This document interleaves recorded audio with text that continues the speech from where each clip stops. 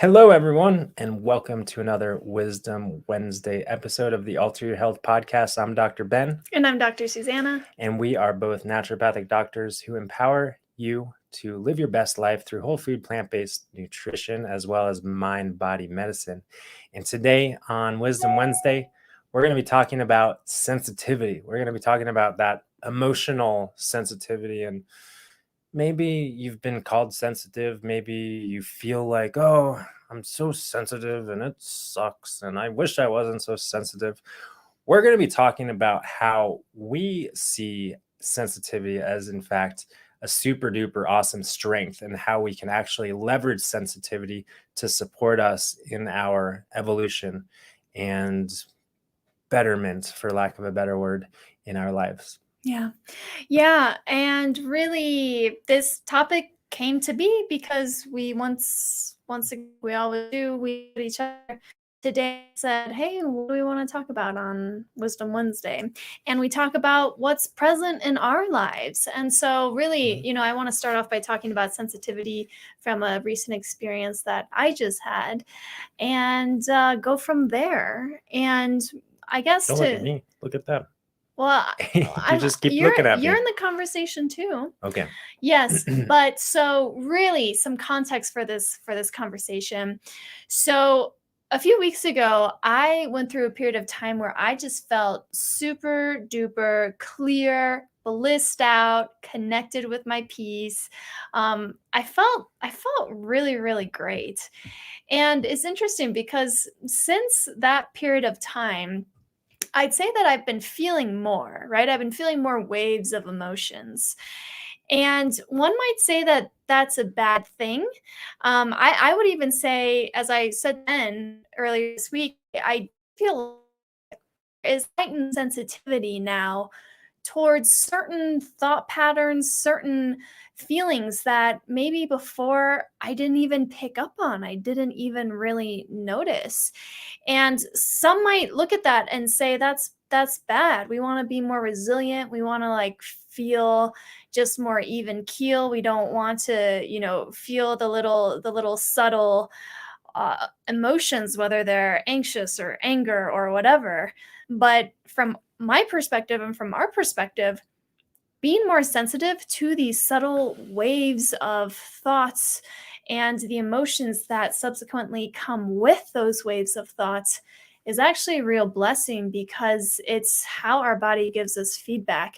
It's how our body tells us where we are in our thinking state. Are we getting caught up in the monkey mind and insecure thinking? Even those thoughts that sometimes we might call subconscious, right? We don't even know that they're taking place, but they are impacting our behavior in life and our feelings, our emotional state, and our physiology. And so in a sense, it's like the more sensitive we do get to these mental patterns and also the emotions that come with those mental patterns, the easier it is for us to see them so that we can see them for what they really are, which is just thinking and nothing more than that. And then we can transcend them, and then we can break free of them. And am I making sense? Yeah. Want to check in? Yeah. Check the pulse. You're making sense to me. And I also, I feel like a lot of us, but I'll speak for myself.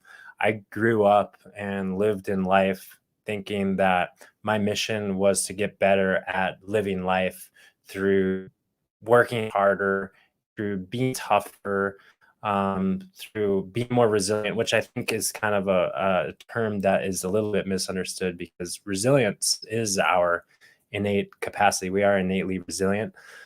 But what that has been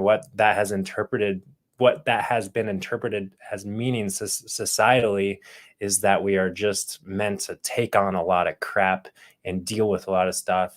And we see that kind of behavior and modeling in society, and people who are able to withstand lots of things put up on pedestals, and you got to work harder like your grandfather did, whatever the story, however the story goes.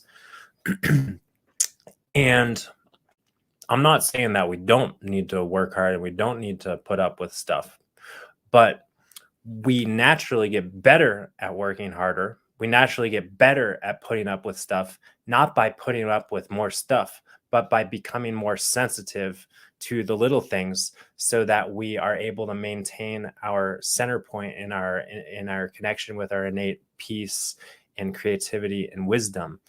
And really the way that this shows up for so many people, and I guess how it showed up for me is I used to like just hammer through life, like just put my foot on the gas and drive, right? Just go through.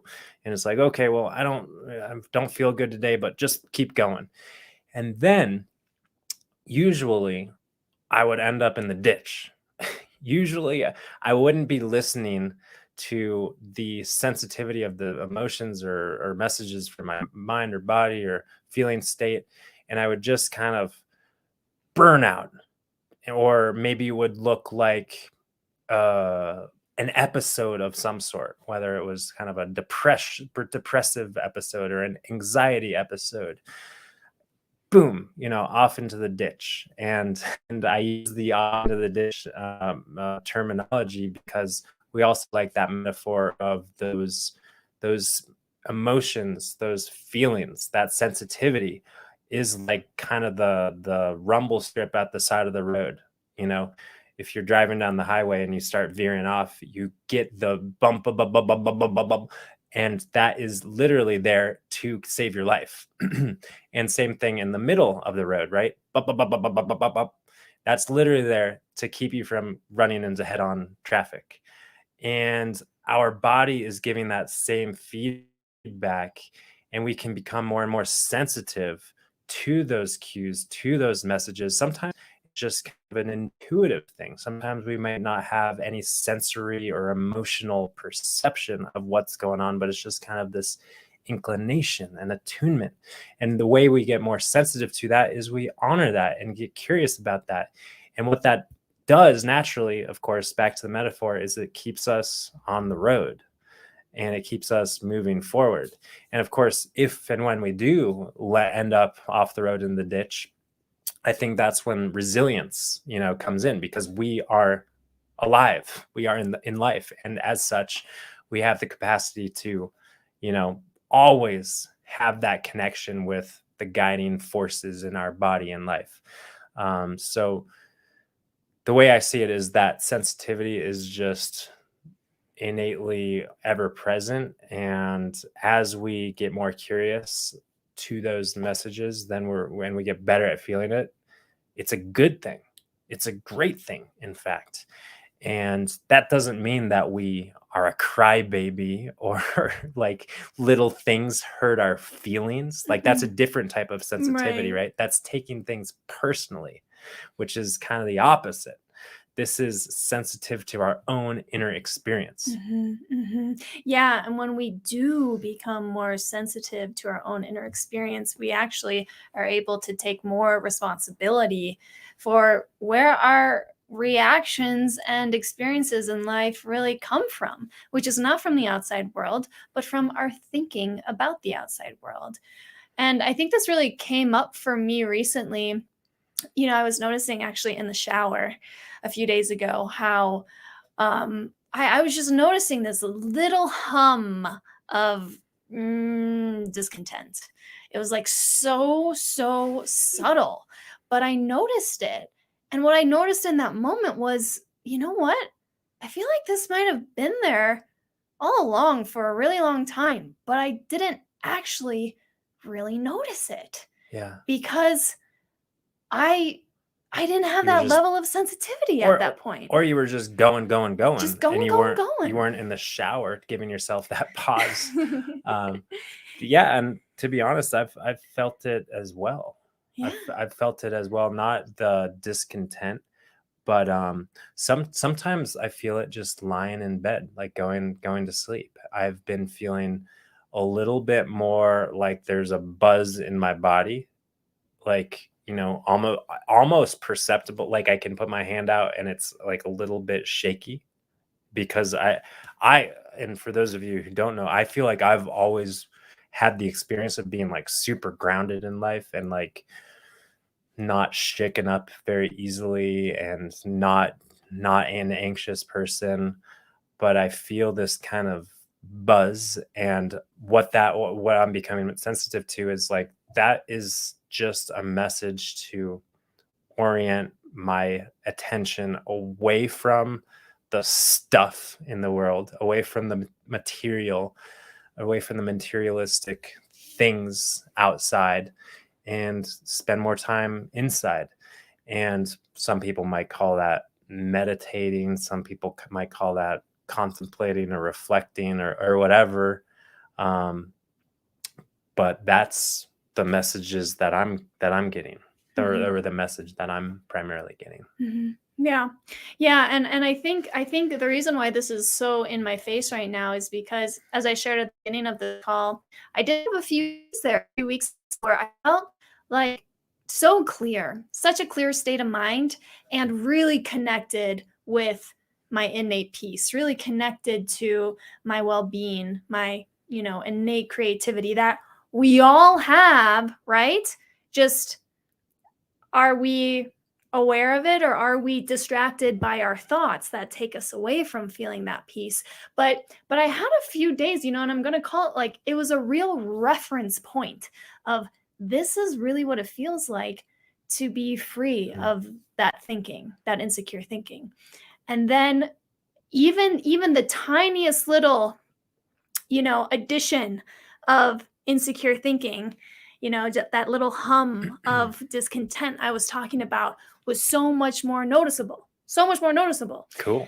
Yeah, and I mean, yes, it is cool, and I that is the natural evolution, that everyone goes through, of course.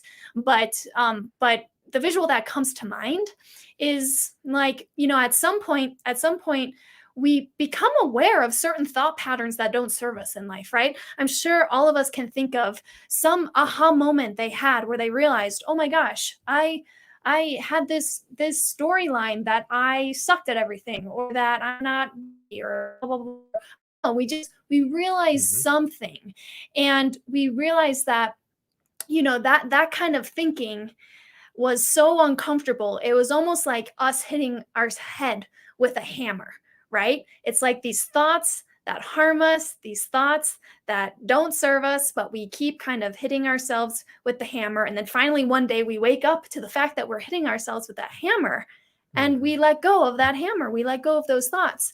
Mhm. But then we become open and more sensitive to the little smaller hammers that we weren't able to feel before, because we were feeling the big brunt of that big hammer. Yeah. So it's like this, up leveling, or peeling away another layer, as they say. But in this sense, sensitivity is such a gift, because even when we feel that discontent, we feel that whatever it is, the discomfort of whatever emotion, it really is your friend. It's really there to say, hey, look at where your thinking is. You're buying into thoughts that don't serve you. And so, I don't know. I'm just feeling grateful, grateful for the body's feedback. That's right. And yeah. That's right. I guess that's the ultimate message here, is that big reframe of the emotions, the feelings, the existential thinking, like all of the things that can get go down that rabbit hole of, oh, I got to stop feeling this. Like, oh, what a blessing that I'm becoming more and more sensitive to this feeling, so that I have this feedback to look a different way. I have this feedback to remind me to be in my life rather than to be, sucked up in that direction of the story. And the more we can kind of follow that and listen to that, then I think the better off we are, or at least that's my experience. It's my experience as well. So thanks as always for tuning in to another Wisdom Wednesday episode. And before we sign off, just a reminder for anyone who is curious and wanting a deeper exploration, regular communication, conversation around these kind of principles and topics of mind, thought, consciousness, and the brain body connection, on in the Peace on program. And this is how we support individuals, but also ourselves by orienting in this direction and regular weekly conversations that take place via Zoom. So you can learn more at www.alter.health/peace on earth. And until next time. Until next time, we'll see you next week. Bye. Peace and love.